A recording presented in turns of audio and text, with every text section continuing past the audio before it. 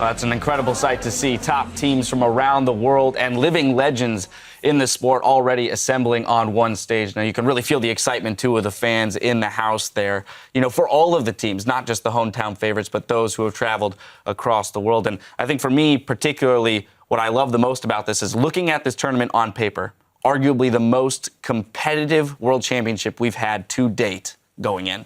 Absolutely. And as you mentioned with the upper echelons of play, it's going to be very close. You can't say that one of these teams is miles above the other one, at least with the preparation beforehand. Once the games start, perhaps things change, but it's unlikely. Yeah, and that's the thing. It was very easy, I feel, for me to predict the last two winners before the tournament even started. But this year, I think SK Telecom, but I am nowhere near as confident as I was in the last couple of years.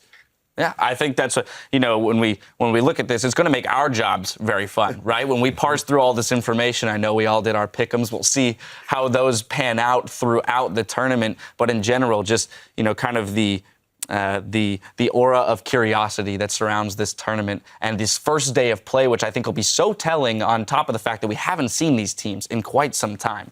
I'm just happy we're guaranteed to have very, very good games no matter what. This is like compared to last Worlds, it was like some games that were just, this is over, no matter what, Without a doubt, some good games ahead of us. Now, over the next 2 weeks, teams will be competing in a round-robin group stage where each team will face off against every other team in their group twice. The top two teams from each group will advance to the knockout stage in London, while the other two will go home. Now, let's start by taking a quick look at how the group draw played out. In Group A, we have the #1 seed from North America, Counterlogic Gaming, Korea's Coup Tigers, the LMS's Flash Wolves, and the international wildcard from Brazil's CB LOL Pain Gaming. Monty, thoughts on this group? My thoughts on this group should be pretty easy for Coup Tigers to get out. I think CLG can come out of this group, too. Of course, I do have some lingering doubts because they didn't get that full boot camp in with Xmithy.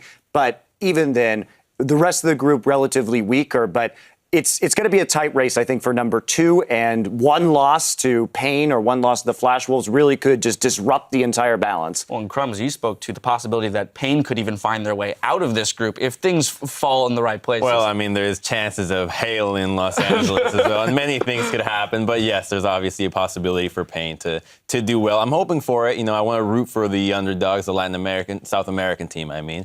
And I want to see that happen, but it is, again, unlikely because of the strength of CLG. Now, moving on to Group B, it's Europe's #1 seed Fnatic, the LPL's Invictus Gaming, the LMS's AHQ Esports Club, and Cloud9 of the North American LCS. Yamato, throwing this one to you. I feel like the two favorites are very obvious, the Fnatic and Invictus Gaming. It's very hard for me to judge who's going to take the first seed, but this group with Cloud9 and AHQ in it, I think we could possibly see some upsets. You don't think AHQ is making a run for the top two?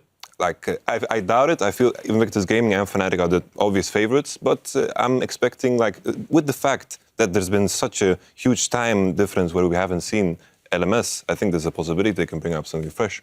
Well, especially IG, they're the team that I'm looking at because I feel that I know how strong EDG is and I know how strong LGD is, but IG is a team that has been so inconsistent that it's really hard to get a read on them. Kid and Kitties, they have to replicate their most recent performances if they want to do well, because they typically really haven't been that strong. I think the inconsistency comes from the actual play style that is pretty much stuck within the LPL, that all these teams kind of promote each other to play wild all the time, and I think that's one of the things that leads to it. And I don't think this tournament is really going to bring out that inconsistency out of IG, and they'll probably buckle down a lot better. Let's jump over to Group C, which is going to include Korea's #1 seed, SK Telecom T1, the EU LCS's H2K, China's Edward Gaming, and the international wildcard representing the GPL, the Bangkok Titans. Crumbs? Well, I don't want to be that guy for H2K and Bangkok Titans, but it's really a shame, It's a grim picture. As soon as the groups were drawn, it's like, all right, well, guys, let's make vacation plans in Europe. This group is going to be SKT and EDG getting out very clearly, and H2K and Bangkok will just have to use this as a learning opportunity and just try to have some fun out there. Well, and while it's unfortunate for H2K and the Bangkok Titans, from my perspective, having EDG and SKT in the same group is fantastic because that means they'll go into the opposite side of the brackets when they make it out, and that increases our odds of having a really awesome final. So that's really exciting for me. Be a sweet rematch. Like, I was thinking the exact same thing. Like, I'm just hoping we get the EDG SKT final. This is just my dream. We're set up for the storylines. We'll see if they fall in place. Well, finally, in Group D, it's China's #1 seed, LGD Gaming, Korea's KT Rolster, North America's Team Solomid, and the EU LCS's Origin. And although maybe not as lopsided as Group C, I personally feel here too as well, though the European and North American seeds are in a huge hole that they're about to have to climb out of in order to take down Goliaths like LGD and KT. I think this is the team, the group that has the most fans behind it, because all these teams are pretty popular. Everybody really knows who these guys are and want to see their own region do very well. And we don't really know how well they're going to do, just because, at least personally, I take a lot of the information that the pros say is like, oh, these guys have been doing really well in scrims. I'm like, oh, maybe he said that. I mean, he knows something I don't, obviously. So I want to see. I know you've that got some thoughts on how scrims have been going. I mean, my big question is KT, right? Sure, they looked good in the gauntlet, but in their 8-1 best-of-3 run in the second half of the summer season in Korea, it's impressive. They only lost to SK Telecom in best-of-3s. When we go back and we actually dig into those matches, they were losing to single games to some of the worst teams in Korea. So they need to get that consistency up. If KT gets rolling in the early game, if they start to get kills, they're unstoppable. If they start to fall behind, they don't play from behind very well. So the key for them is going to be that early aggression. And if people can replicate SK Telecom shutting down Score and Peekaboo, then I think there's a chance that KT doesn't make it out. Now, if it's not KT, is it TSM or Origin? Origin. Okay. For sure. I feel like in this group, even though there's two clear favorites, I feel like LGD and KT have shown inconsistency throughout the season. So I think it will be interesting to watch this group. All right, maybe closer than I may have thought to begin with. Well, throughout the tournament, teams will be competing on patch 518, where a lot has changed since the last time we saw most of these teams play way back on 514. Most notably, gentlemen, we saw changes going towards the top lane. Well, that top lane shift will affect the bottom lane even harder, because that means that the guys that can TP into the bot lane are going to be more powerful than they ever were. So you get a Darius TP into your bot lane and just triple kill everybody with the mid lane TP, and it's just going to be complete madness for everybody down here. I don't think the bot lane is really going to have a lot of fun playing here, so I think that they'll just constantly lane swap and really just avoid having to deal with teleports, because it is going to be a pain in the ass, especially if you have to deal with dragons as well from Mordekaiser. Something else that has gone through a lot of changes is also the mid lane, because throughout the season we've had only Victor and Azzi going around, but these two champions have been nerfed, and a lot of assassins have been buffed, and I think that's going to have a massive impact on Worlds as well. Well, just the number of mid laners you can run with teleport right now. If you don't lane swap, games are just going to turn into 5v5s very early on in the bottom lane, because there's a whole swath of champions that can run TP out of the mid lane. So I mean, expect some pretty wild skirmishes very early in the game. All of this in mind, when we look at the 16 teams that are going to be here on the world stage, how does all of these changes to the game affect the landscape of League of Legends as we'll see it play out over the next few weeks? Dash, I don't think anybody knows, really. I don't think anybody... I mean, these changes were so massive. We can sit here, we can have ideas of what's going to be played. Obviously, Mordekaiser's quite strong.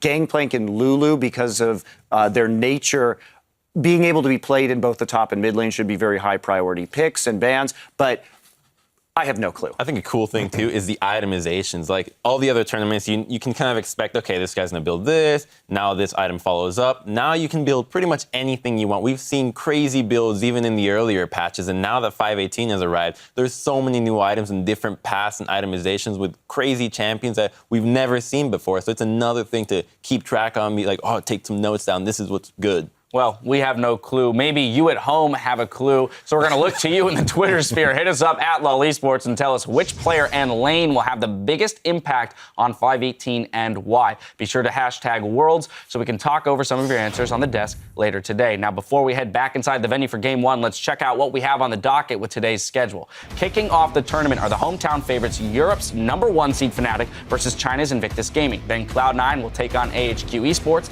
After that, we'll move over to Group C for a grudge match between the two Zeds, SK Telecom versus H2K, and we'll conclude day 1 in Group A with Brazil's Pain Gaming versus the Coup Tigers.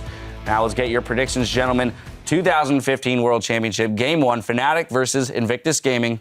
Crumbs, we're starting Fnatic, with you. baby. It's gotta be. These are the guys. I'm hoping these guys can take it somewhere. You know, I'm putting in a little a little extra love instead of analysis into this. I want them to do well. I want to see a Western team. And the shame that happens is that throughout the entire season, there's always NA versus EU. And then when it happens that the EU team is better, all the people from NA are just like, yeah, we'll cheer for EU now. So you got to get behind those Western teams at Worlds, Monty. You may be surprised, but with equal numbers of Korean players on both of these teams, I actually, I can't just go by my default of who has more Koreans. So it's definitely going to be Fnatic for me as well. I think this team is going to be very, very sharp coming in here. They really buckled down in their boot camp in Korea, I know. And they obviously had a great season in Europe, and they will be a major threat here. I also just think they're more consistent than IG. And I think that Yellowstar and Reckless is a very favorable matchup for Kid and Kitties. For me, it depends on, can Forbidden stay alive in that mid lane? Because that synergy between Kakao and Rookie is extraordinary. So it's not just a math equation this time. There is thought behind it. Next up, Yamato. Well, of course, I'm going to go for Fnatic as well, simply because I like to go for the solid choice. I feel like at this point, IG is like rolling a dice, and but IG doesn't have a 6. That's the problem, All right, well, there you have it. The desk is in unison for Game 1 of the 2015 World Championships. We're going to have to mix things up later in the show, gentlemen, get it more exciting. Well, without further ado, let's send it over to the caster booth to get us into the games. Thank you very much, Dash, and the rest of the analyst desk. My name's Trevor Quickshot Henry. I'm joined by Joshua Jatt Leesman and Mr. Martin DeFicio. That's it. Yes. We need the title. Guys, we are kicking off the 2015 World Championship with our first match. Fnatic taking on Invictus Gaming shortly. The players on stage getting themselves settled. And we just saw the analyst desk here. 3 guys saying Fnatic was going to win. 18-0 in the summer split here. Only lost 2 games to Origin in the final. Very, very close games overall. And Origin could honestly have won their best out of 5. But Fnatic are here now because they've been so dominant all season long. Yeah, we saw the dominance all season long. We saw the fan reaction when they came out. And honestly, this is the highest expectations that have been on a Western team really since Moscow 5 and COG EU attended Season 2 World Championships. So there's a lot of pressure on this team and a lot of expectations to fulfill. IG is a hell of a team to have to start against. It is for sure, but people can trust in Fnatic to do proper preparation for a team like IG because the coaching staff behind them, we have Daylor, of course, getting so much praise. We have the manager, Ispa, as well, making sure that players are eating healthy, they're working out, and everything Fnatic as an organization is doing is supporting these players, and they're just making sure that as long as they focus on the game, they should be able to perform at the top level. And that's what you need. That's what the West needed beforehand. We see the same for CLG now with their coach, and they're now the #1 team in North America. Yeah, that support staff is giving them the consistency. Gentlemen, I think it's about time to meet the starting lineup from the European LCS. One of the most hyped top laners. It is, of course, the Hollow Master himself, Huni. Rainover in the jungle, Febervin in the mid lane, Reckless as the AD carry, and the French player for Fnatic and captain, Yellowstar, the support. We saw some glimpses of Daylor there on your screen just behind the players. He is their coach. Their opponents today, Invictus Gaming. They will be on the red side of the rift. They will be representing the LPL. And they will be starting with Zitai in the top lane, Kakao in the jungle, Rookie in the mid lane. Kid is your AD carry, and then Kitty's their support. Coach on stage as well is Mafa, formerly of the LCK. Now, Invictus Gaming had a bit of a bumpy end to their summer split, ended up placing 3rd seed in the regional qualifiers after losing to EDG in that battle for the 2nd seed. Yeah, heavily inconsistent team, but we really have to talk about how strong their top side of the map can be. The synergy between Kakao and Rookie, as well as the emergence of Zitai on those carry top laners, should challenge Huni and Rainover's synergy in that top lane. Yes, the bottom lane can go to Fnatic's favor if we see that, but the top side of the map is so strong for IG, it's going to be a fascinating matchup. Yeah, and in the mid lane, of course, Rookie, the guy getting praised as one of the best mid laners in the entire world. He's going against Febervin, and it's very different how the teams are looking at these mid laners here. Fnatic obviously don't really play around Febervin too much. It's about these side lanes. But Rookie and Kakao, their synergy together can shut down almost any mid laner in the world. Febervin is a guy, though, whenever he plays these top names, these really, really big star players, he does tend to perform even better. We saw him solo kill Faker at MSI. We talk about it so often. So I think he will be okay in holding his own. It's when Kakao joins in, we get some problems for Fnatic. Yeah, but I got to ask a bigger question. If Kakao's joining in against Rainover, isn't this a massive mismatch in the jungle? It is. Everybody was saying Kakao's going to beat up on Rainover. Yeah, and we've seen so many times watching IG's games how he gets almost slingshotted ahead in the jungle because Kakao is one of the few who still gets pulls from his duo It's lane. unfair, man. To get level 2 super fast, that means he hits level 3 faster than the enemy jungler. It means he gets double buffs, and it means he can start invading the jungle and take over the game. When asked, actually, Kakao, if he was going to show that his synergy with his mid laner was legendary at Worlds, he says no, he's going to kill all 3 lanes because that's why he plays jungle. So he's getting slingshot in that jungle, and he's going to be looking to carry some games. He's one of the few real carry junglers we have here at Worlds. We see a lot of these guys who play more for the team. We see a lot of late game picks still coming in with Cinderhulk. I'm expecting at least for the team fight, Kakao is the guy who will still pull out the Nidalee and he will just go to town. And he's so strong in these one-on-ones. Scary guy to watch for, but he's also fairly inconsistent. And that has been the downfall of IG. When he doesn't get rolling or if he doesn't push Rookie forward, Fnatic suddenly might get towards the late game and do really well. Consistently inconsistent. I think we've heard it from every single analyst when they're talking about IG. Yamato actually with some strong words there that you can roll the dice. IG not having a 6 on theirs, implying Fnatic does. Yeah, I don't agree on that one from... Of course they have a 6. Yeah. IG has some of the highest highs and the lowest lows of LPL teams. That's exactly what being inconsistent is if you're still a good team. So I agree that if IG absolutely has the capability of rolling high. But this is now a new patch, a new meta, all these new picks coming in. And of course all the teams have been boot camping in Korea, so they've been playing each other. They've probably seen all the picks, but everyone will have something secret ready. So this pick and ban phase, we have 2 teams who are not afraid to pull out, you know, the different kind of things. We even saw Time Kench from Yellowstar, Cassiopeia top lane from Huni at MSI. Yep. There's a lot of new picks. So this one might not reflect 100% what the meta is going to be. Right, it could be specific strategies just for this game even. We want to make all these conclusions about what the world's meta is going to be, but it's really going to take a ton of iterations throughout this group stage. We probably won't even start seeing it until the quarterfinals happen because there's going to be so many in-game and out-of-game adjustments that happen here. This first champion select just has almost too many possibilities to talk about. Yeah, some of the really strong picks we've heard a lot, you know, from the players, and a lot of people have been talking about them on Twitter and on Reddit and so on. It's like there are 3 picks it seems that everyone agrees on are super strong. Lulu, of course, as a flex pick, top and mid lane. We have Gangplank, the same deal, can go top, can go mid. And then, of course, the Mordekaiser down in the bottom lane. Very snowball-focused champion, but when he gets rolling, he can take over the game completely. Yeah, and what I find so fascinating about that is even though this is a new patch and those champions have been nerfed slightly, China got to play on the 5.16 patch for the LPL finals, and when IG qualified against QG, they were letting Lulu and Gangplank through to the opponent team on multiple times, and they've been nerfed since then. So even those champions playing on are hard now mode. considered high. We have no idea what's happening. Well, we're going to find out. We've talked about Maud, we've talked about Lulu, Gangplank, we've not even mentioned Fiora or Darius. And ladies and gentlemen, for the game 1 of the 2015 World Championships, we are into picks and bans. And the dunk master Darius is dunked into the bans. Not really a big surprise. Fiora and Darius, as you just mentioned, are being hyped up quite a lot as well.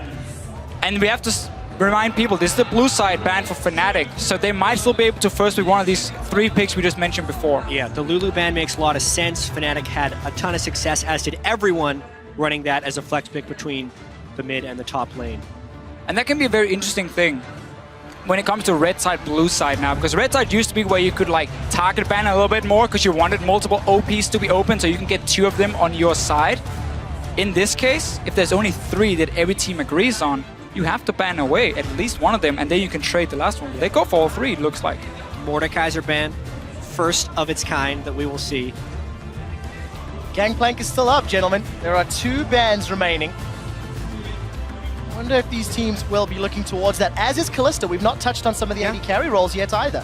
Really, Vayne is actually banned before Kalista. Kalista has received some nerfs throughout patches now. One of the lowest win rate you have in solo queue, but still tremendous competitive capability. It has actually been left up with Gangplank going down. I wonder what Huni will end up playing and how much priority is on the first pick. Really not that much, it seems. But this was exactly what we just mentioned before with the red side. If there's only 3 super strong picks, you have to ban them away from IG's side, and they're just playing it safe. Not gonna take any chances here. We've seen Reckless spam a lot of Mordekaiser in solo queue. At least I'm not surprised. I think she's the best jungler open or just available basically, because Italy. a lot of them are very even, but at least this for me stands out just a little bit. Her early game is still great, and the fact she has the cocoon. Yeah, so Nidalee, I wonder if Kakao is going to play this. For a second I thought they'd actually locked in Aatrox. is about to freak out. It's not a European team. Braum has been banned, so the poke from Nidalee would be higher, but Kakao actually goes for Skarner as he did during their final regional qualifier match against QG. So, ladies and gentlemen, 3 out of the 4 juggernauts have already appeared in Game 1 of Worlds. There's 5 seconds left for the lock-in. IG most likely going to go for the safe support pick, and it is the Thresh secured. And you get one of these compositions now where your single target CC is so insane already in the first 2 picks. Stun from Skarner, then you pull them in with your ulti, the Thresh hook coming in as well. The amount of pick potential you have on just 2 picks, and also still very safe. Skarner's gonna do fine dueling in that early game. He doesn't gank that well before level 6. Definitely want to see how Kitties performs. Out of the 67 games in summer, only 3 of them were on Thresh. For Fnatic, they now know what they're facing in the jungle, and now know what their support is, but solo lanes still left available for both teams. And with both Lulu and Gangplank being banned away, that's 2 of the most standard flex picks we're going to see. On blue side now, you might have to blind pick both your solo laners, which can be a big problem for Fnatic, and it would open up potentially for some interesting counter picks from IG. Yeah, well, what's interesting here is that Shen could technically be flexed. It's been a long time since we've seen Shen support, but it could absolutely fit in this context. Or Huni can play it as a neutralizing tank in the top lane. But as far as what we know of Huni's champion pool, he really doesn't have that much success on neutralizing tanks like Maokai. So that's a very interesting pick of Shen this early from Fnatic. But it is one of these flex picks here for Fnatic, so potentially they can hide one of their solo laners, but I'm expecting it to go to Yellowstar for the exact reason you just mentioned, and also this Shen would then open up another way for Huni to duel Zitai. And with Reino join, Kakao join, we're gonna have so many fights on that top side of the map. Shen support will fit in super well there. And a lot of opportunity left for IG. I like how long these teams are taking in the pick and ban phase. There are so many different things to be prepared for that they have to switch it up. And we already get to see Riven. Zitai, hello! Rookie could also take it to the mid lane. He could. For IG. But again, you have this conversation with Ashe. Even more single target pick potential, and then you add in a burst bruiser in Riven, even an assassin we can call him. And Skarner again to jump on that one target and simply just burst them down. Fnatic, they're gonna look to get a QSS. Not as the first item, but they probably wish they could. Well, Invictus Gaming already with some surprises. And for Fnatic, I'm not seeing a lot of damage yet. They do have 20 seconds. They will be showing both of their solo lanes. And as we mentioned, that Riven could technically flex. If you were in Fnatic's shoes, how do you round this compound? I'd expect a Victor of some kind in here. Azir, Victor. Just a reliable damage mage. We were wondering whether Febiven would be switching over to an assassin playstyle or if he'd stick with the more defensive mages. And it is Azir, not necessarily defensive mage, but a high damage control mage. Yeah, and I think Azir is a little bit safer as a blind pick compared to Victor now that his early game has been nerfed a little bit. You can get onto him and you can duel him very effective. Azir can just, from basically level 1 or level 2, to start pushing his wave. And if he's in a bad matchup, you just push out your lane and you don't look to fight the guy and you farm up to late. So I like that as the blind safe pick for Fnatic, but really being on blue side has been an issue for them because they have to show so many things. Exactly, and with the nerfs to Azir and lower movement speed, as well as the potential rise of assassins, we were wondering how dangerous it would be to pick Azir early, even though Azir can push up the lane here. But Rookie also played Victor in his last 3 competitive games and crushed with it. So it would not be very surprising if he picks Azir. Yeah, that was a funny thing about this 5-16 regionals we saw in LPL, where Victor just got nerfed, the CS just got nerfed, and yet it was Victor who became one of the most impactful champions in the tournament itself. It's still super strong. Early game, yes, is affected, but when it comes to the late game scaling, it is even better than before. Final champion locked in. There we go. Victor, once you eventually get to level 18 in outscales, I'm going to be very interested to see how Skarner and Riven will perform. Team compositions are now rounded out. Jet. Not only do we get to see Riven, we get to see Huni come back onto Hecarim again, something he hasn't touched in a really long time. Support Shen. It's really just a throwback competition for Fnatic. It's like we're on the 5-12 patch again. with the champions they're playing. I'm just looking at Fnatic here saying, we know you're going to play around that top side of the map with the Riven. We have Shen support, Elise, strong early game jungler. We have an offensive summoner spell on our top laner. We are ready to take that fight. Whoever wins it might just run away with the game. Both of these teams want to do just that. Two of the most talked about top laners in the World Championships. You can see the coaches on screen, Daylor and Mafa, getting them teams the last little bit of information as we load up onto the Rift. We are, of course, here in Le Doc Pullman in Paris, France. The audience is cheering on their teams, as are everybody watching at home. I mean, the first pick in Van Phase. I love it. We weren't exactly sure what to expect. Maud, Lulu, and GP, gone. I'm actually a little bit surprised because of how dated feeling Fnatic's champions look like. No one was expecting really Hecarim to be a large pick, or Sivir, or support Shen, and they have all of them. Well, you did see the team comps on your screens. Guys, jump onto Twitter and vote for who you feel will be victorious and get that first W on the board. Hashtag FNC win or hashtag IG win. Make sure you guys keep your eyes open. Be on the lookout for any pentakills or any Baron steals, because that is going to unlock a little bit of an extra chance to get a legendary or esports-inspired skin. Guys, we do have a very brief pause, and I want to mention this Hecarim point you touched on, Jat. 21 games since Huni has last played that champion. Okay. Admittedly, Yeah. it's been, what, 2.5 weeks? Yeah, 3 weeks since the very competitively. beginning of the summer split. Correct. Been the last How- one we played. 24 Ever. games total. So. Hecarim was a pick when he was used a lot. They always did really well into melee matchups because you can constantly just sit and spam your Q. And again, when you don't run with the smite, as we saw for a period of time here with Cinderhulk, you have an offensive summoner, you're going to rush the Trinity Force. You are very, very strong in the mid game. And when we have these all-in comps on the top side of the map with the Riven jumping in, with the Skarner going in and trying to pull someone back, Fnatic are going to be ready to fight for it. So I wonder if IG is going to say, you know what, we're not going to fall for that one. We're going to try and play around the Shin instead and have this massive amount of teleport and action in the bottom side where the Thresh and Ashe are there to provide the CC. Yeah, and as far as the early game strengths of these teams go, I do have to point out, Kakao has only played Skarner 2 times. He picked it up after they actually lost to EDG when Clearlove played Skarner against them, and then he played it twice. In those games, he completed a Sightstone right after he upgraded the first part of his Hunter's Machete. So incredibly early on in the game, that would be really a Sightstone rush on Skarner, who already needs to farm until 6. So he's actually playing a very weak early game Skarner style that is pretty much all about defensive wards. That actually gives Fnatic a potential window to aggress on the top side, because Kakao's counter ganks are not that strong to support a Riven who needs a lot of jungle attention. You're 100% going to see Reynor be more active when it comes to ganking in the early game than a pre-level 6 Skarner. Skarner, on the other hand, he often benefits a lot from having lanes that can push, so he can invade into the enemy jungle, contest, of course, a little bit in there. He's dueling pretty well.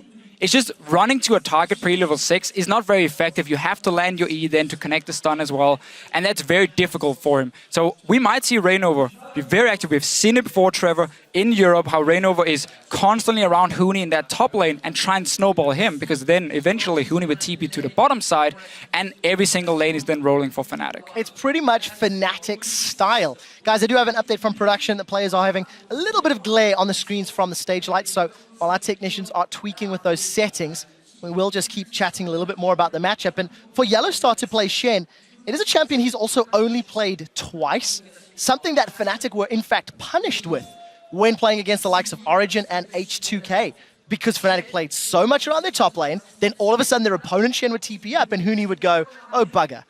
This time around, they're now trying to channel some of that power themselves, knowing, of course, that Kakao wants to hold Rookie or Zitai's hand. Yeah, and with Rookie playing Victor, I'm not expecting all the action to be around the middle lane. This is going to be more the farm lane. Just try and push each other out, see who can roam first. Often Azir, when he gets the Nashus, he can really push the lane, but then Victor goes back with his E and just instant clears it. Yeah, and only in general, it's a question of what style we're going to see this game. Fnatic actually adopted a somewhat defensive or passive play style in the first 15 to 20 minutes of games over in the European LCS because they were so dominant. They didn't need to take large amounts of risks in the early game, so therefore they started playing more passive. But we'd expect in the month leading up to Worlds, playing against higher and higher caliber teams, that they would have adopted some more aggression. And we're kind of seeing that reflected in their early picks here. The Hecarim and the Elise are two champions that look for very early plays. Yeah, and once again, Fnatic, when it comes to preparation, we know how much work they put into it. So again, they've been watching all these games here from IG, looking at how they play, and I think we can safely say that over 3-4 weeks of boot camping, if Fnatic was still extremely weak in the early game and kept getting punished and losing games for it, they would have changed something. So if they stick to the style we've seen in Europe, it's because they've still been able to play well in late game team fights. The same thing I want to say for IG though, because as a team, while they are so inconsistent and we often talk so much about the early game, Kakao, Zitai, and Rookie, when it comes to late game team fights, I think they are a very strong team. They are in the LPL, fantastic practice, of course, and Kid is a fairly underrated AD carry when it comes to these team fights. I don't think he's ever going to do a whole lot in the laning phase because of Kitties as well, has kind of hold his hand in the lane. But then in team fights, Kid often plays some of these carries like Vayne and can go crazy. Well, one game wasn't particularly great, but that's, Okay, that's fair. so That's fair. story. Huni on the Hecarim will be setting his target on Kid. I mean, Ashe, low mobility. If Huni comes in with those TP home guard rushes, that could be a little bit of a problem for him. Assuming Fnatic gets to a good mid-game position. For Fnatic coming up against IG, their team fighting, you've talked about it. How much will this team composition affect their ability to fight? I absolutely love Fnatic's composition in team fights. Right here, you have fantastic engage on the back line, as you mentioned with the Ashe here, low mobility coming in. At the same time, if you look at what IG is running, when you have a Riven, you're never going to look to engage this head on. You want to flank with the Riven at first, so whoever gets that vision control before objectives can be super impactful for both Hecarim and Riven getting into fights. There's also a few different ways IG can initiate. Obviously, the Ashe arrow is That's the main one. really large part of their initiation, and that allows them to really single out one individual and will basically make it so if the Ashe arrow connects and Kakao goes in, Reckless is required to use his Sivir ultimate just to match the fight, because they'll basically have to run in after whoever is getting pulled in. And I'm actually kind of happy we had the delay here because we did so much prep. We finally got a chance to talk about some of this stuff. We're back in the game. Yes, we are, Jat. Ladies and gentlemen, let's get back onto the Rift. Well, game one of the group stages in Le Dark Pullman. The Summoners Cup is etched into the mid lane to remind each and every player what they are competing for, and a defensive start across the board. February was the first man in the middle lane. That means he gets the trophy for himself. For now, at least, IG gonna look to take it away from him already.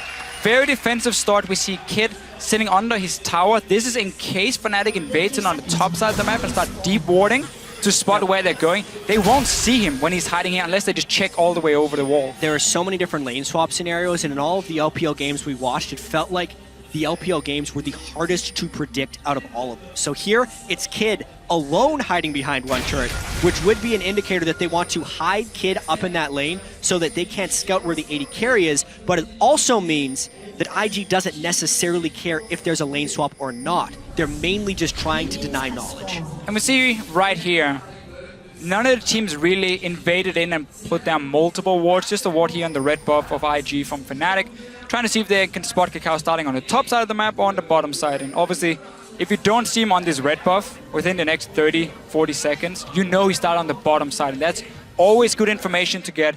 I want to see if IG wants to freeze this top lane, because they are a region, or LPL is a region, where they very often focus on the AD carry experience in these lane swaps. And you can see Kid already up in this top side here, just grouping the minions together and gonna start a freeze for himself.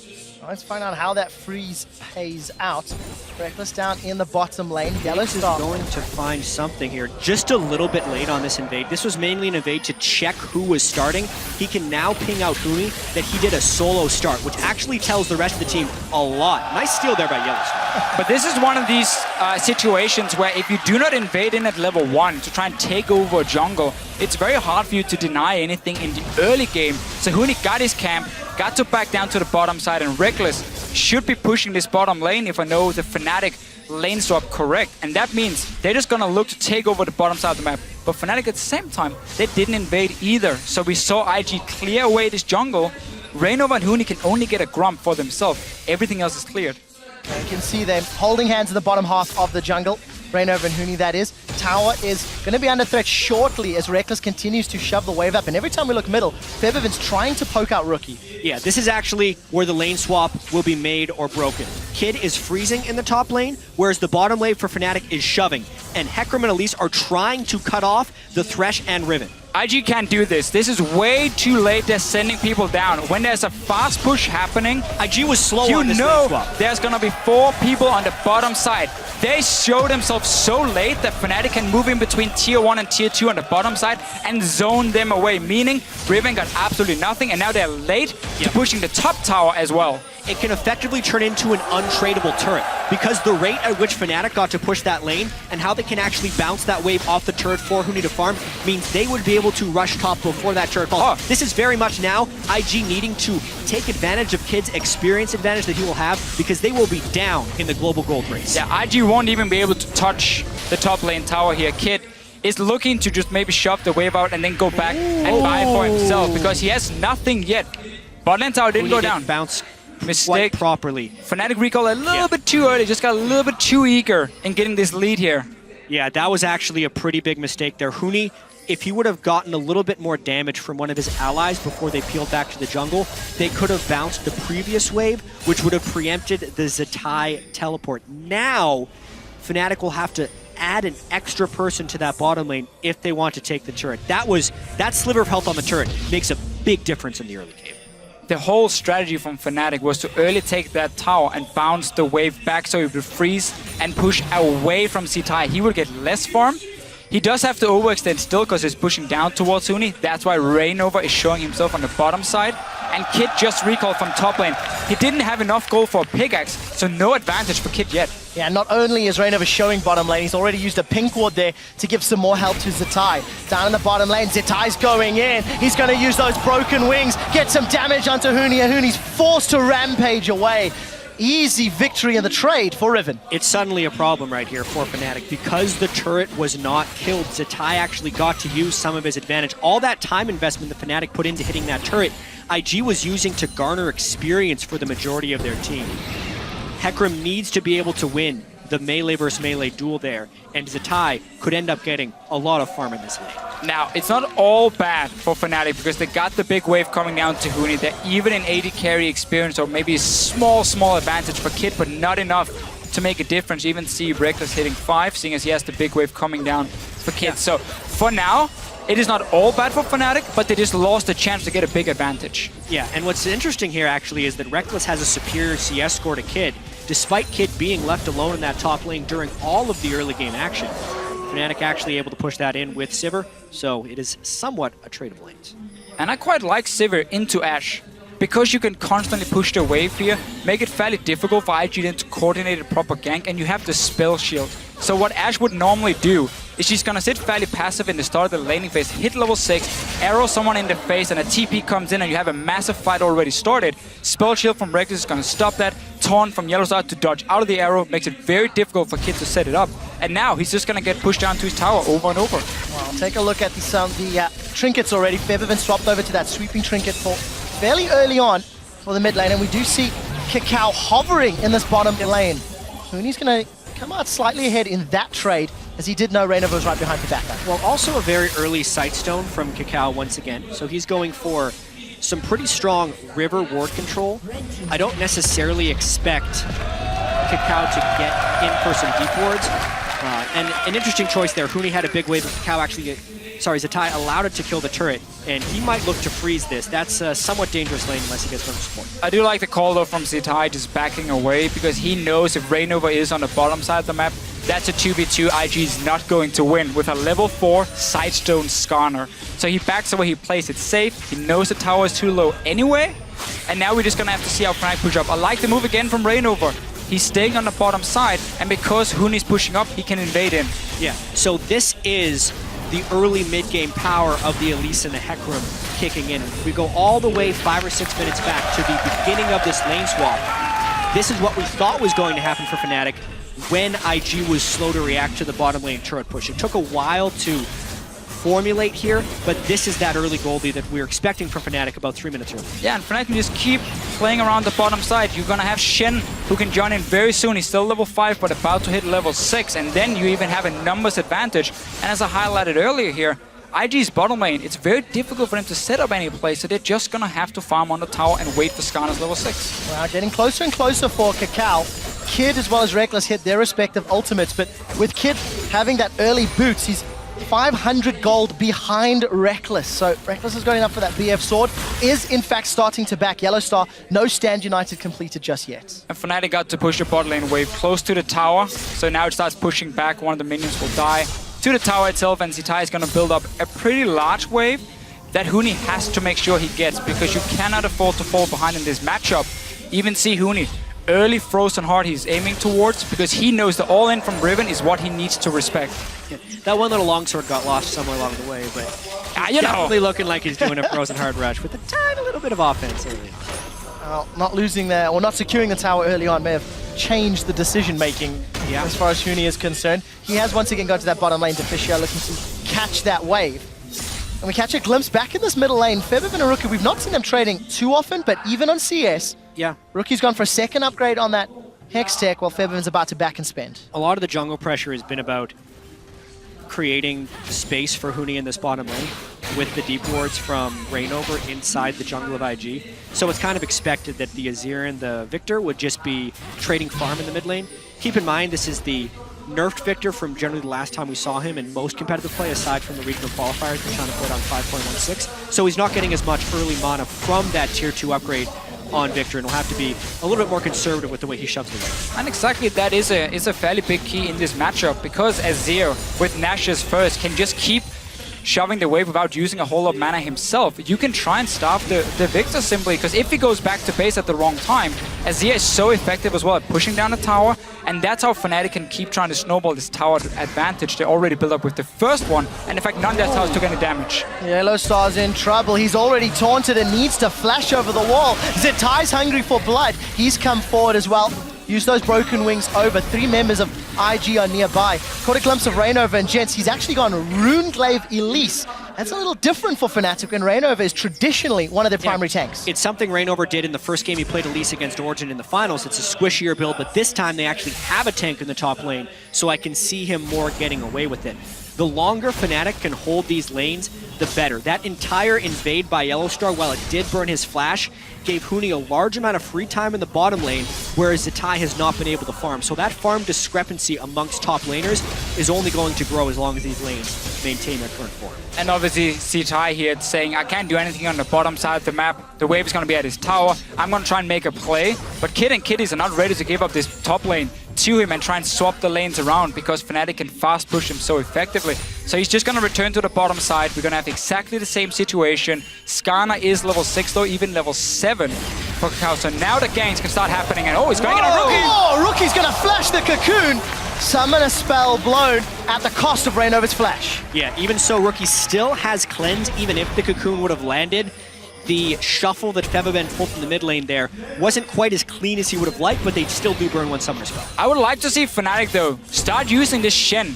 Make some plays with Huni. He's fairly strong already. He has some armor if he wants to tower dive. And whenever Riven is stuck on the tower here, you can set up a 3v1. You just need to know where Skarner is on the map. Yeah, and the main thing Fnatic's doing with the Shen ultimate right now is just pushing up the mid lane with the Stand United in their back pocket. They are waiting for Kakao to become relevant. Even though he is level 6, he still hasn't upgraded the Cinderhulk, whereas Reignover's been sitting on his jungle upgrade for quite some time. This entire sector of the map, where because of the positioning of the mid and top laner we expected IG to be strong on, has actually been heavily controlled by Fnatic through champion select, through lane swapping, and through their play. Exactly. And that allows them to get the first dragon, extending the gold lead to 1,600. All of that free time for Huni is just money in the bank. And we did continue to see Febiven pushing down that mid outer turret. It's been chunked lower and lower every time Rookie backs. And things are not looking to get much better for IG right now, because Kid has been forced to go back at some very poor timings for himself. He had got a pickaxe and then a bit of crit the last time. Again, there's no BF sword for him. He's not hitting really a point where he's going to be very strong compared to Reckless, who's building just to fast push waves with early attack speed. Huni's going to continue doing the same. Frozen Heart is completed. They're basically waiting for Kakao to pull the trick in one of the lanes. But it's going to be very difficult for him, because he doesn't know where Reignover is on Elise, and he doesn't know if the Shen ulti can just come down instantly and stop this gank from happening. I did see the IG ward near the Gromp of Fnatic spotting out Reignover's Elise for the time being. A little bit of information to work with. And look at the bottom lane. Zitai pushing up the tower heavily, but Reignover's focus is on the top half of the map. Yeah, and Zitai's actually taking some pretty heavy risks right now to be pushed up this far, because that quadrant of the jungle that Huni has behind him is completely empty as far as IG is concerned. They're looking to make a risky play because IG has kind of lost control of a lot of this. The vision war is being won by Fnatic, and therefore they're moving down blind, essentially, to where they want to go. Fnatic preempting the other side. He is on the hunt down the cocoon. Kitties is caught, and he's killed by Rainover. First blood to the Europeans, Fnatic. Fnatic had the pressure on the top side of the map. They push in the tower, and IG once again returned from base to that top side with Kid and Kitties, and there was nothing they could do. Fnatic has the map control, and then you can go for these plays. Not only was it a good play, it was a smart play by Fnatic right there. The play that IG was hoping to set up was essentially the same. They were hoping a 3 or 4 man dive onto the near empty lane, but they didn't have the vision control. Fnatic did. So they made a smart, safe, well-executed play, get first blood, and now a 3,000 gold lead. And it is so key for Fnatic that they managed to make a play on the Shen lane itself. So there's still an ulti ready for Yellowstar, which is stopping the aggression from IG. We see it here. Kitties and Kid return from lane and quickly realize our tower is gone. We're now caught in the middle, and 4 members show up. Nothing they can do once they overextend. Poor call from IG. They get punished. And as I said, Yellowstar still has its ulti ready. Where's Ghana going to go? One unfortunate thing there for Huni is that he did not get a kill nor an assist in that, despite using his teleport. Obviously, Zatai also burned teleport amongst the chaos, and if anything, I expect IG to maybe try and find their fight around the next dragon. A few minutes Although away. Fnatic has so much vision control. And sight ward for both Rainover and Yellowstar doing a lot of work. Deep vision thanks to their first blood earlier. And Rainover a little bit tankier, got that giant spell completed. We did see a BF sword picked up for Kid, but Fnatic, cool, calm, and collected, slowly, you know, increasing their lead and increasing their advantage. Oh, gentlemen, Yellowstar, he fancies some nice. blood, and he's found Kitties, knocks him into Reckless's hands, and Feathervin will take the second kill. And this is where things just go downhill. As a support, you have no flash, but you're trying to get vision control back on the map, and then you get caught out. You're dead. Your tower now is taking damage. And Fnatic wants more out of this. They're trying to just snowball this game out of control. They knew the flash was down on Kitties, so they got the repeat gank. Because they killed Kitties, they also get pink ward control inside the jungle of IG, and are looking to push down that low mid lane turret. If Fnatic can get the kills, 3 outer turrets to 0, as well as a move on the second dragon, it would be huge. Well, take a look at Huni. He's been caught by the Crystal Arrow. Here comes Cacao. Get over here, he screams. Stand United used to keep Huni alive. Tower is secured in the mid lane as Reckless gets that killing blow. Defensive peel from Fnatic. They're running away. That onslaught of shadows needed to get Huni away. We do see the Sun Disc thrown down for defense, and Feathervin will be able to get out. That was close, but they got the tower. Yeah, they got the turret. Huni was trying to make a poke play, and because they'd saved the stand United and Huni had gone for Frozen Heart for a tankier Hecarim, he was able to escape. So much burned by IG there. The Flash and the Skarner ultimate being burned in that engagement, as well as Ash Arrow, really hurts IG's ability to fight back now. 3 turrets to 0 is not something that is often recovered. I just have to really highlight how valuable this Shen pickup is for Yellowstar as a support against what IG had built. We kept highlighting how much single target CC they had to catch out one guy, and Yellowstar could stop that. And now we see once Cacao gets onto a champion, Yellowstar is there anyway to help, Huni gets out, and more important for Fnatic, all they were waiting for the last 5-6 minutes was just these outer turrets to die. They kept having to push in every single lane. Once the towers went down, now we see them contest all the vision in the jungle, and soon there's no jungle left for Cacao to farm. It's going to belong to Fnatic. So Fnatic stamping authority in game 1 of groups, that 4,000 gold lead thanks to exquisite lane pressure. 30 seconds to Dragon. Jet, you'd mentioned IG may want to fight around it, but they're quite far down if they want to think about it. Yeah, they lost their summoner flash on Cacao. Their ultimates will be back around the right time, but they just strictly don't have the vision control. They have lost so much map pressure to how well Fnatic has played these lanes and how timely Fnatic's ganks have been.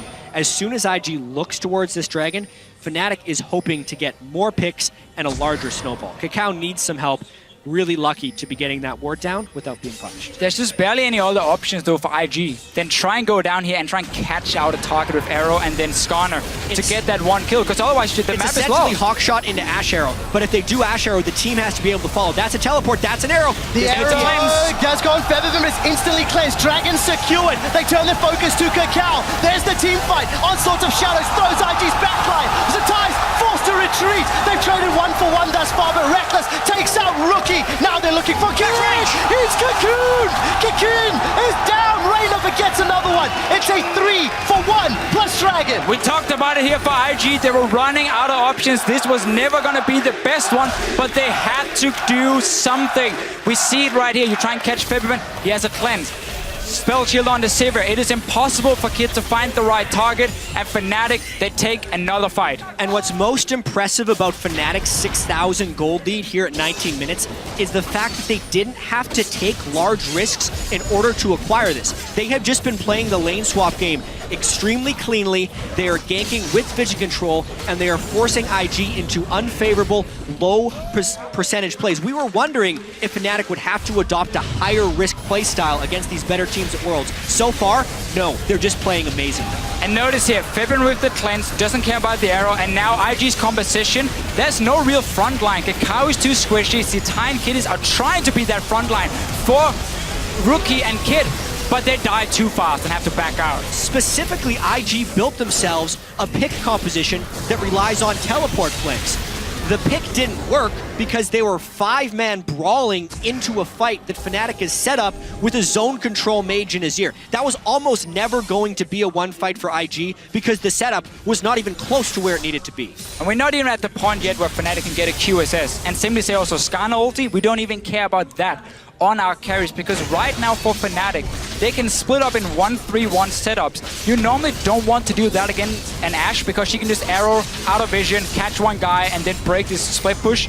But because again you have the Saver, you have the Shen ulti, you have Cleanse on Febivin, nothing really hurts them from what Ashe can do to engage. And that is the main engage from IG, other than a flash ulti from Cacao. As we've crested the 20-minute mark, Fnatic are quite infamous for their 20 to 25-minute Baron secures. There's already a pink ward in the pit. And we've talked about the 1-3-1, another option for Fnatic, play the Baron bait game. If any region knows how to dance around that objective, it's going to be Europe. And look, they're calling IG, saying we dare you to check. And Fnatic really is far ahead. Fnatic was praised for their ability to come back in some games. The largest Fnatic was down at 20 minutes this year in which they were able to achieve victory was 4,700 gold. They have a larger lead than that over IG right now. So the chance of comeback from IG is actually very low. And either Fnatic would have to make some pretty large mistakes from here on out, or IG would just have to play otherworldly. Small window with no cleanse on February, but should be ready in just a few seconds, and then that engage option is down. Cacao has flash ready. IG needs to just pick off one target when the fight starts, and you need this Riven to be able to get into the backline and take care of Reckless or February, but there's been no chance for Zitai to have an impact. Yeah, I mean, part of this goes back to champion select, and another part goes back to the way the lane swap was played out. Cacao is not a jungler who can apply the early jungle pressure to get Riven and Edge. Hecarim then stacked armor, and it's been a beautiful counter pick from there, but now Fnatic, they're going for Baron. They are indeed. The arrow's coming out. It's connected onto Rainover. It is in fact Featherman that secures Nash. Invictus going to peel away. That got close, and we did see the teleport come in as well. Really strange interaction happened right there. Featherman actually put his Azir ultimate up against the Baron wall, and Cacao tried to flash over to steal the Baron, but specifically because the way the soldiers work, unless your entire model is over top of the Azir ultimate, he will get bounced back. So Cacao flashed in, immediately got pushed back, and could not smite it. Now, we have seen IG fall behind basically from the start of the game. And that is something as a team we have seen multiple times before in the LPL. They have been so inconsistent. We just see it here again. Cacao not flashing all the way over. The way Azir What's terrifying is he actually got his smite off. It was close. He did 700 it was damage. Close. Just Baron was at 1,000 when his smite did 700. But Azir wall is not like a normal wall here on the map where you can flash almost over it and you will move to the other side. If you don't flash fully over it, you will always get bounced back. Yep. But as we just mentioned before here, IG as a team has been so inconsistent in the LPL, and they managed to bounce back then in the next game and look fantastic. For them now, they need to figure out what can they do here But they're so far down at 22 minutes, it should be nearly impossible for this team to come back. Gentlemen, we saw Yellowstar shoving out that bottom wave. It's a third item QSS for Feberbin. Another tower falls. And for the European team on home soil, when European squads have more than 4,000 gold lead at 20 minutes, they are 42-0. And it's an exceptional stat. When you've generated an exceptional lead, another tower is going to crumble under the might of Fnatic. And this is precisely what Fnatic is getting out of this Baron. They're getting the second-tier turrets in almost every wave. The gold difference from before they take this Baron to when the Baron goes out is going to be massive. And when you can see the support split pushing, Yellowstar is a big pusher now. and Stand United, He just wants to it's be part of fantastic. this. He just wants to be important as well. He's getting the wave going. Hootie's coming in on the backside. These are indefensible outer turrets for IG. Yeah, and of course the right call from Fnatic. No teleport for Huni, so you needed someone else to take in the wave with you. It is going to be Yellowstar. No ban of command yet, slacking a little bit on that one. If it comes in later, then there's nothing IG can do to wave clear as well. The question marks around which IG would show up are coming to light, and the question marks about just how good are Fnatic on the international? How good are they after their boot camp? They're showing pretty good. It's one game, but this game isn't even close. Yeah. Like, Fnatic is absolutely demolishing IG right here. We obviously can't make any conclusions off the first game at Worlds when it's going to be a month-long tournament. Wait, Fnatic didn't win Worlds yet? Yeah, it's over. Congratulations. Even so, this early game, this mid game, the way Fnatic is playing, well controlled with so much pressure in front of the home crowd, is all very good. I think we really can just praise Fnatic for the pick and ban phase. It looked a little bit worrisome on the blue side here, but they didn't really have anything where we felt they could see any of the soul lanes from IG. But just the fact to have this Sivir pick into the Ashe that completely nullifies what Kid can do with his arrow and just push him in early. The Hecarim, the melee matchup who can go Frozen Heart as well, and then Shin's support against a team that relies so much on what the top laner can do 1v1. It's just a very smart pick and ban phase for Fnatic, and they're getting rewarded for it. One thing we did discuss about top lane being a more influential role, and the patch in general, was that it was going to be a little bit more swingy, more snowbally, because a lot of this game is about gaining a quick advantage and then trying to win within 20 minutes. In this case, Fnatic has accumulated an 11,000 gold lead only 25 minutes in, but that's in part because some of those matchups were so swingy. And instead of having, for IG's sake, a top lane tank to fall back on and create some stronger team fights, they've fallen behind on Riven, which is one of the most devastating things to have happen. And you're falling behind on an Ashe. Your damage is not anything to write home about, and if you cannot pick off targets, your value really goes down. She's a fantastic snowball pick. Don't like her that much once she starts falling behind. But really for IG, in this situation, and what we're probably going to see for the rest of Worlds, is that the current meta is very snowball focused. You can very quickly get an advantage where you take over one side of the map and you can keep forcing plays on that side, and we're going to get these leads here. Think back to Season 4 Worlds with Samson White, how dominant they were when it came to vision control and simply forcing you out of your own jungle. That style has been now taken by most of the top teams, and they're trying to perfect it, and we're going to see more of that at Worlds itself. You can see that massive goal difference between the respective players. It is over 10,000 gold now. Another QSS was picked up on the side of Fnatic, and Baron has worn out. So Fnatic have successfully taken all outer turrets, 26 minutes into the game, and now they've shown strong early, strong mid. Fnatic need to demonstrate that they can have a strong closing to the game. All summoners are up, all ultimates are up. The jungle belongs to Fnatic. This is what we talked about earlier with the lead that Fnatic have built up. Yep. Do they just play it safe and go for another Baron or maybe Aspect before looking to finish? I say Fnatic is definitely going to be playing this one pretty safe. That's why they've had the luxury of building 2 QSSs, because the last thing they want is to have a priority target pulled into an inhibitor or a Nexus turret and get quickly executed. With Baron coming up in about 90 seconds and Fnatic having complete control of the map, that's obviously the next thing they're going to take. Fourth Dragon would not be far behind that, but I expect Fnatic to at least try and make a play with the Baron buff, and if they get even the slightest bit dissuaded, I think they'd be going for Aspect, because the overall timer on that is still pretty early in the game, and Fnatic wants to keep their options open. Just take the Baron buff, go for your 1-3-1 setup again, where you have Huni sitting in one lane, let Reckless fast push another one, and then join Febiven. And you can either dive if you want to, you are strong enough, you're far enough ahead, or you can just wait for these Baron buff minions to do the work. The wave clear on the side of IG, it's mainly gonna be on Rookie, but AP champions, they hate the Baron buff because the minions no longer will just get one shot by your E if you are the victor, and they will buy time for Fnatic to just slowly but surely poke down the towers. If an engage happens, as you mentioned, Jad, double QSS is in here, Shen ulti is gonna be there, face of the mountain. There are so many ways for Fnatic to make sure a single target will not die. Yeah, right now Fnatic is kind of hoping in the back of their heads that IG is going to try and contest this Baron, because it would be very nice if they could pick off multiple people in IG and then just end the game instead of waiting for these Barons. But with the 12,000 gold lead, it is within Fnatic's right to just smatter this jungle with wards.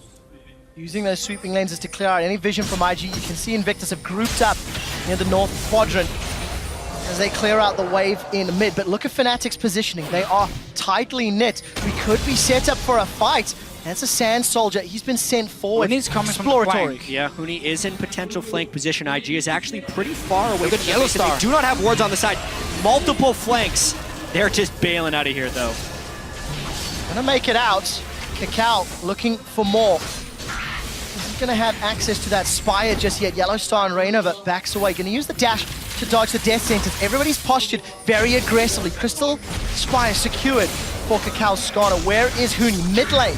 Let's see if we can find a flanking opportunity. No home guards from either top lane, so we're not gonna see that insane flank coming in from Huni or Zitai, but both teams, they know this next fight will be the fight deciding the game. If IG can manage to win it, they will be able to stall the game. If Fnatic takes it, they should be able to push and open up the base completely. They're starting the Baron. No reason to risk Kakao flashing in and stealing it. Febiven needs to be on point with his ulti if they want to go for Somewhat this. of a dangerous Baron start, but here's the teleport from Huni. He has flank. He's found Zitai. The onslaught That's a slows it kill. down. Reckless has got one. Reignover flashes over the wall. He's looking for kitties. That's a defensive flash. Emperor's Divide will not pin Kakao to the wall. It's a battle on three fronts, and it's a battle that Fnatic is winning. That's a triple kill for Reckless. There's two more targets in his sight. He's looking for more. Here's the tower dive. Huni is chasing Kid down. A flash away. The ricochet. It's bouncing. It's spinning. Reckless, can he get more? Boomerang's not there. Huni and Reckless are inside the base of IG. Fnatic chase so far, and the minion wave is there. That's an inhibitor down, but they're playing the long game. They get the inhibitor and the one fight. Everything counts for Fnatic. They get the kills. They get a Zhonya's as well from Febiven. Showing off a little bit.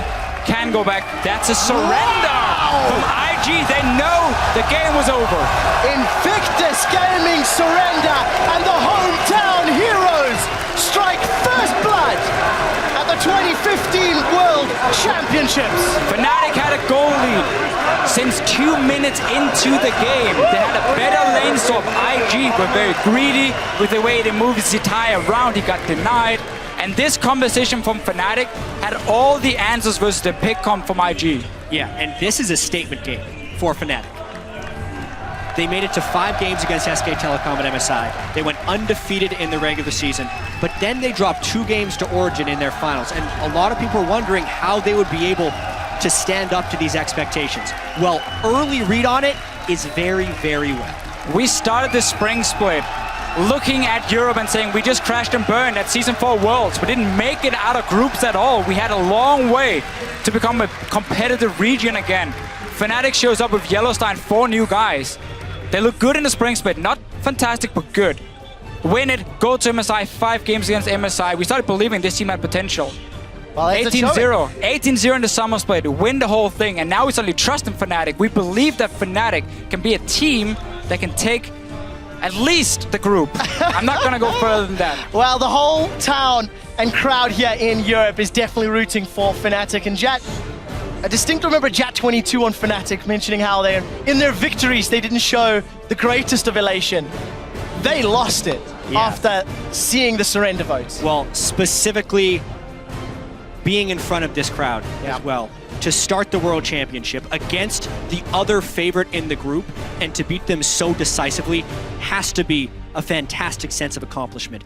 The challenge now for Fnatic will be to not let up, because this was the first of their 6 group stage games, which would lead to even more games at Worlds if they continue to succeed. And IG has been here before, where they lose a game and they know how to bounce back again. We keep talking about how they've been inconsistent. They are a fantastic team.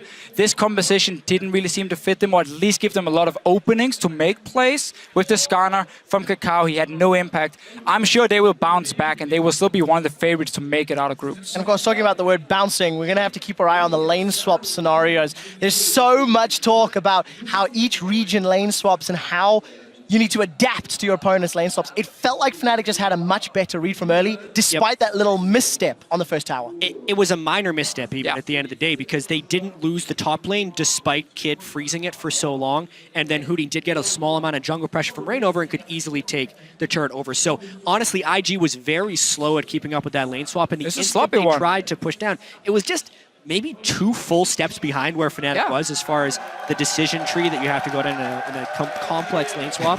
Fnatic crushed it. They did, and that's what gives you such a big lead. And when you play champions like Riven, you can never afford to fall behind. You have to snowball from it, and that's basically what IG didn't manage to do. Now, if we step back just a little bit, and we go back to picks and bans, Maud, Lulu, GP. We're going all the way back to bans? Like, I just, Darius, like all of the question marks we had as far as champions are concerned, if they're banned, I'm very interested to see how the rest of these teams play and the rest of the pick ban priority happens. Well, specifically, I think the flaw from IG's team composition here was pairing Riven with a low early pressure jungler. And Fnatic jumped all over top of that. They already had the Elise when the Skarner was locked in, and they're just like, okay, we'll out melee versus melee you, one of the swingiest top laners in the game in Hecarim, and they had superior jungle pressure. So that was just a really good outdraft in that specific instance by Fnatic. We saw more standard picks, though, I want to say, compared to what I expected, because Fnatic and IG are teams where they have pulled out some crazy stuff in the past, at least. We've seen a lot of weird picks. We didn't get to see that right here. I mean, this is what I expect to see more of, like these kind of picks in here, especially the bans as well, with the 3-1 you mentioned, Mordekaiser, Lulu, and Gangplank, and Darius coming in from Fnatic. So we didn't get to see the big surprise yet, but there's a lot more games today. Yeah, there really is. There's a lot more games throughout the entire group stage. I want to see just exactly how the rest of them pan out. We will be getting an interview ready for you guys shortly, but I think we actually are in fact ready. So let's head over to Shox, where we can chat to a few members of the victorious Fnatic. Thank you so much, guys, as I am joined here by Huni and Yellowstar after that fantastic victory of Fnatic in the very first game of the group stage over IG. Well, you guys had the fan support at the beginning. You have it even more now. Let's talk about the game a little bit first. Picks and bans, which were quite unexpected maybe coming out of the side of IG. How do you think you handled it? What was the hardest thing to deal with? I think they have a particular style where the bot lane is really passive, and then they usually do plays around the top lane. So we try to shut him down as much as we can, and our coach Taylor is preparing the draft. And then you guys got into the game, did very well early. Huni, you ended up in the lane against Zitai, against Riven as Hecarim. How did that go? Because in the beginning, it looked kind of rough for you. Just goal was for me, just I'm not dying, and then the whole just Riven, because Riven is really a strong lane phase champion. And then actually, Hecarim is into Riven. The champion can hold, and just he doesn't die, and then I'm just farming. That was my job. And I did it. You did it very well, and again, you guys snowballed the game from there. What was the moment that you realized, okay, we got this game, guys. We just don't give it out of our hands. We have it. Yeah, he didn't want to say it, but he said that he was a better Riven, so he was a bit shy, you know? Throwing him under the bus a little bit, but maybe something we get to see further on in the group stage as well. This was only the first game, but it was very, very convincing. And you know how high the expectations are on the shoulders of you two, and as Fnatic coming out of Europe. How does your mindset change now? What do you have to be careful of after such a convincing victory in the first game? As the regular season, we don't want to think about further games. So we just take one by one. And then we just focus on our next match. We shouldn't, we play to our maximum and just play our game. Huni, you've said before you want to show that you is better than Ane, that you're the best top laner in the world. For you, you've said a lot coming into this World Championship. How do you feel about this first game and what you can show in the rest of the tournament? Well, it was just first game, and then it was just group stage game. So, and I did just well, and I didn't carry alone. So. I'm not yet the best top laner in the world, so I will prove. Not yet. Maybe in the final you can prove it? I think so. Okay.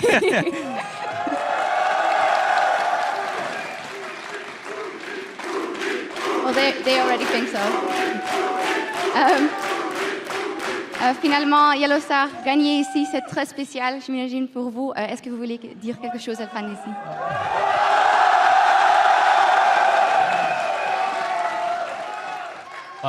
Je pense que la raison pour laquelle on est venu ici pour la phase de poule, c'est parce qu'il y a le plus de matchs, le plus de jours, c'est parce que vous êtes le meilleur public, je pense. Hein?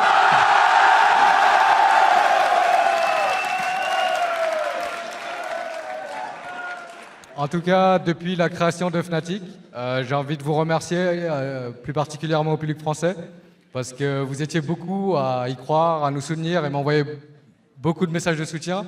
Et j'ai envie de vous dire merci encore une fois. Et c'est grâce à vous. Well,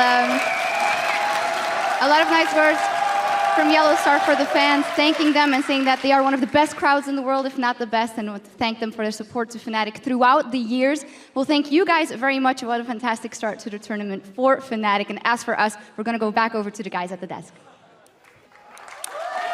Thank you, Shaks. I mean, what an extraordinarily convincing win there for Fnatic right out the gate. Has to make them feel good about at least their chances in this group, securing the first seed above the second and really setting themselves up well for the quarterfinals. I like what Yellow Star was saying about the draft, that they really wanted to shut down the top lane. So by taking the Shen support is another pick that really hinders the aggression from the top lane. So Riven could never really all in that Hecarim pick, and they played a style where they just pushed all three lanes. So the Azir can push Invictor 24/7. Sivir with Shen just pushes nonstop. Same with the Hecarim, and you just have Elise running around doing whatever they want, and you don't even need to spend that much money on warding because you know where the jungler is because you have that Elise just going everywhere. So it's a very methodical, super simple game. Well, in reference to the pick ban, earlier we asked which lanes you guys at home thought would have the biggest impact on 518, and at Custard Cream 86 tweeted all these changes to the mid lane and mid laners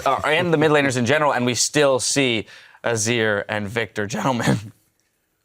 I think that's true. We are going to see Azir and Victor, but just because that happened this time doesn't mean that we're going to continue seeing that. There's going to be a lot more variety, but they still are very stable mid laners, very conservative picks that you can really rely on even in blind pick situations for the most part. I feel definitely like the problem is like IG, well, not the problem, like the idea is that like IG picked Skarner and Riven. It kind of provokes the Azir because Azir is just so good into it generally. And like in mid, it's very, very few champions that are good against Azir. It's a safe blind pick in general. Especially against a pick comp too. And I think if we start looking at the picks and bans and what IG was trying to do, I think it's smart of them to come in with a pick comp. If we look at teams, even in Fnatic's regular season, certainly they went 18-0.